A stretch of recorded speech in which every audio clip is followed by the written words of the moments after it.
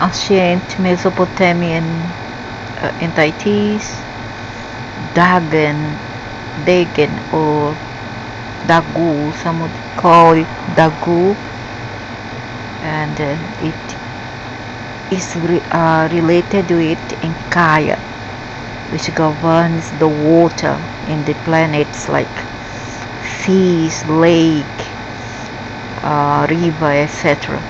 Male deity of a possibly West Semitic origin with a focus on the middle and upper Euphrates, most commonly attested in Mesopotamia in the late 3rd and early 2nd millennium BCE, before Christ.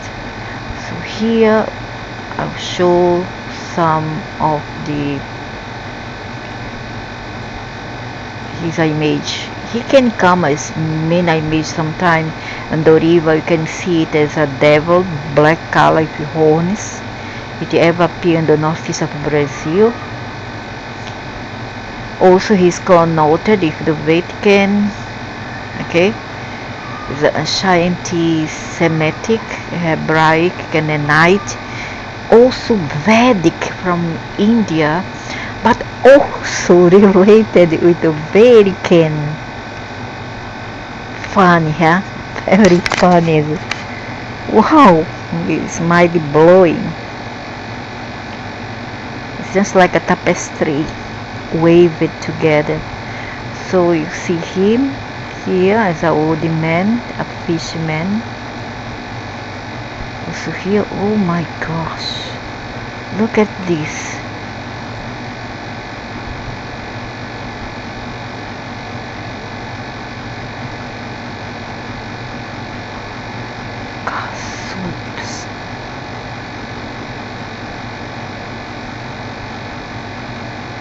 And related with Vishnu.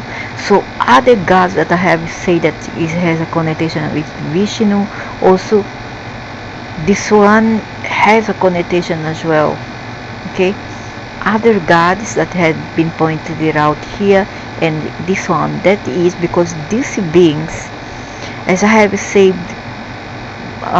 before in my previous video, sometimes they are multifaceted.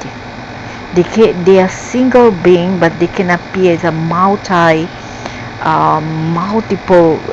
multiplicity. They have multiplicity. They are multiple polar, and they have many avatars and many facets to themselves. So don't be surprised if they are correlated with many other deity from other type of culture and continent. However, the Middle East and Asia is very close. They are almost the same. Here you see Vishnu again, the fisherman, a DAGUN or DAGAN. Maybe children of so many colors, so cute. Okay, he's in Kaya. In Kaya, he comes in many forms and shape. So here again, him. Why here he is white and the other here he is blue? And sometimes he comes as a monster, as a river monster. Sometimes as a black, totally black with horns devil on the river. So that let's see. In Mesopotamia, Dagan is associated with the Middle Euphrates, in particular the cities of Tashur and Charkil. References to Dagan in some of the Akkadian royal inscriptions have been thought to suggest a military role for this deity, but his appearance in this text at the time of certain battles may relate more to his association with the western regions in which these conflicts occurred. Dagon appears rarely in Mesopotamian mythology. He is mentioned in connection with the senior deity En, no, is Enkaya. In the Old Babylonian, El 2nd millennium BC, Anu is the god of the sky. Enkaya was given the title of the sea water, water in Tahiti, water. So, El 2nd millennium BC, versions of the myth of Anzu. No, it's not him, not the same. In the New Assyrian early 4th millennium BCE version, he makes a speech recounting the deeds of Ninusha. In other cases, Dagon is said to keep with him the 7 children of the underworld god Enimesara.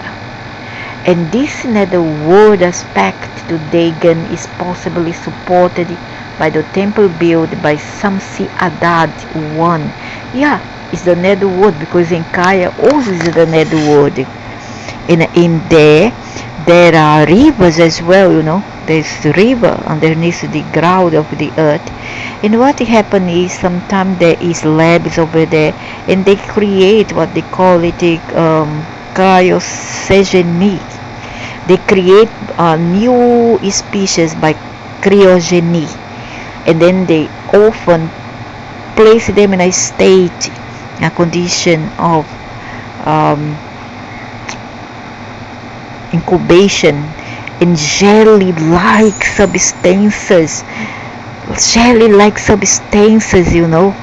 It can be many color. It can be varies from gray to green to pink. Usually some would be pink, some would be blue, depends, but it's a jelly-like substances. It's an ectoplasm, and they use it to place beings in new forms and new species in a state of procreation or pre-creation, not pre-creation. Okay, they incubate them there, and there is also river, subterranean river, and this Enkaya also dwells in there together with his daughter Ireshikigal. At Turkey, called the Ekisiga temple of the funerary offerings. The lack of wider mythological references, however, makes any discussion of its function difficult. It seems that these beings have a patience, they have a taste for things funerary and funerals, isn't it? I see every time them here referring as funerary services and offering being sent to them as well in the funeral. In the Syro-Mesopotamian areas, Dagon's functions are uncertain. His association with funerary sacrifices at the Mari and Ugarit is still contested. Mythological attestations of Dagon from Ugarit are few, and this has limited analysis. A possible etymology of the name Dagon from the West Semitic Ugaritic root DGN, which can be translated as grain. In the Hebrew, Dagon, an archaic word for grain, has tempted some scholars to assume that he played a role in vegetation fertility, which might be his creation. He likes to create new forms as a master geneticist, which might be confirmed by his sons, the West Semitic deity that devil that who is a bull head. Ra as a vegetation deity, century AD tradition which places Dagon as a fish deity is erroneous. Really? So he will not be Vishnu and Kaya, but I still contest. I don't think so. These statements in here may be a bit faulty. There is no evidence for the parents or creation of Dagan. Yeah, there are Anu and Utu, yeah, something like that. I forgot. In some traditions, the spouse of Dagan was Talasano, is Nigshida, and many others, and others Aishara, while Dagan is recorded as the father of the West Semitic deity to Algarit. No, he is the father of Marduk and many others, and Ainena and Erishkigal. So this Ba here is also known as the son of El. El is in Leo. And some scholars therefore have suggested the syncretism of Dagan and all mixes up. No, it isn't. Dagan is not in Leo, the god of the air. His father is the god of heaven, and Kaya would be the water entity or deity, both having the attributes of a stormy god or linked to vegetation. That's in Leo. Vegetation could be in Kaya as well. Pantheon should in Leo. In Leo is vegetation in storm and rain, sky god. And Kai would be the land god. Pantheon should not be viewed as static or monolithic. The seeds of Ugarit once cosmopolitan, complex and interactive. And the Ugaritic pantheon necessarily should be understood as highly complex with multiple and competing rituals, myths, and comprehension. There is a suggestion of a temple of Dagan and Ashara at Nippur in the third period, while a dedicatory inscription of Isin king Dukunga mentions a temple of Dagan in Isin in southern Mesopotamia. Farther west, a temple of Dagan dating to the 2nd millennium at Mari is now thought to be that of the deity Itumar or Aishahma.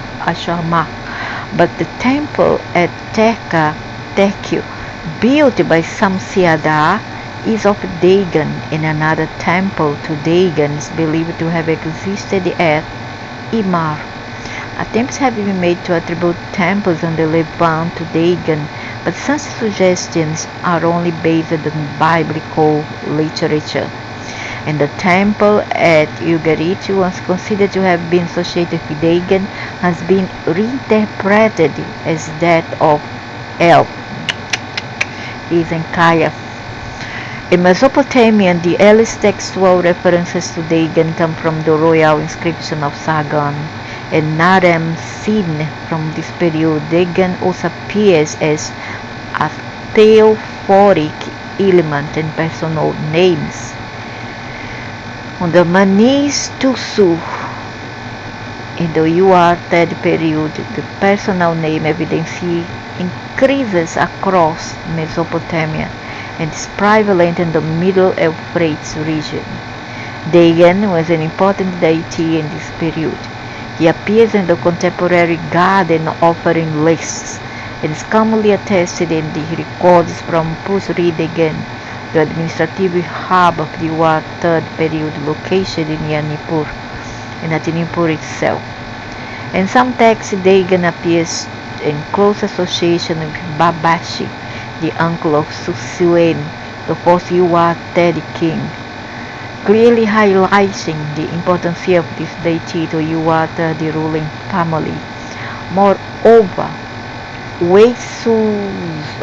has suggested that there was a gradual increase over time in the social status of the bearers of names associated with Dagan. This importance continues in the early second millennium, with Dagan included in the royal names of the period. The place literally for Idin Dagan and Ismedagan, both were referred as the sons of Dagan. The grand relevancy to the Middle Euphrates is found throughout the second millennium.